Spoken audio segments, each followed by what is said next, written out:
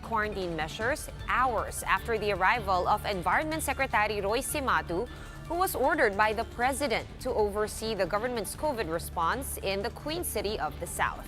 News 5 correspondent Jem Avancenia is joining us live for the updates. Jem, what's going on in Cebu?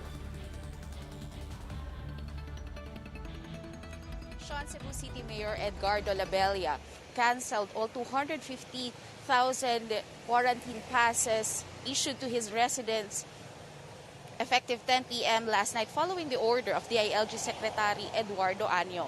Labella also ordered the police to strictly monitor all Cebu City residents coming out of their barangays starting today. With the suspension of quarantine passes, residents will only be allowed to move within their respective barangays. Labella said the IATF team went around the city and noticed that a lot of people are still on the streets. He asked his constituents to stay calm and understand the situation as they manage the crisis in coordination with the national government.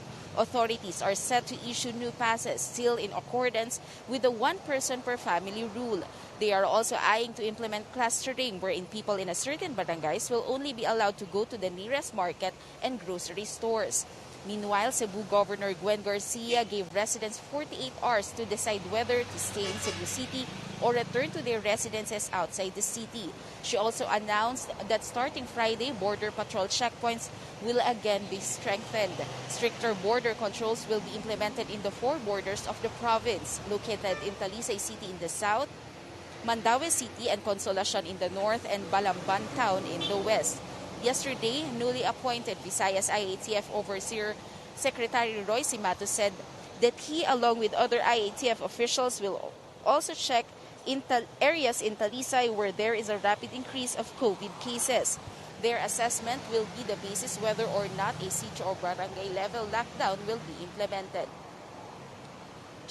Governor Garcia also stressed that they are not downplaying the pandemic, as evidenced on her regular briefing on the status of the cases. And as of June 23, there are 503 active cases of COVID-19 in the province, with 61 deaths and 166 recoveries. Sean? Right, Jem, you mentioned that Governor Garcia is giving residents some 48 hours to decide whether they're going to stay in Cebu City or maybe go home to their residences outside of Cebu City. Now, will these people be tested as well? Because there's always that prevailing concern that going out of the city might actually spread the virus beyond the city limits.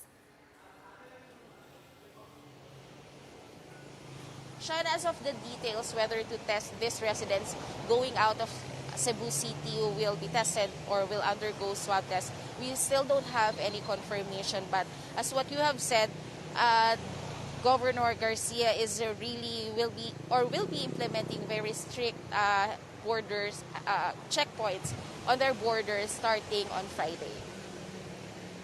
All right, starting Friday, stricter border controls in Cebu. Thank you very much for that update, Jem Avancenia of News 5. And here are other stories we're keeping our eyes on. More modern jeepneys will be allowed to ply the roads as 9 additional routes open in Metro Manila today. 165 units will be added to the 308 modern jeepneys, which were allowed to operate in 15 initial routes that opened on Monday. President Duterte will be delivering his State of the Nation address next month without fanfare in order to observe minimum health standards. Palace spokesman Harry Roque says only a few are expected to converge in Congress, but it has not been decided yet whether the president will be reporting physically to Batasang Pambansa. And San Juan City ditches dousing in this year's Wattah Wattah Festival to follow community quarantine protocols.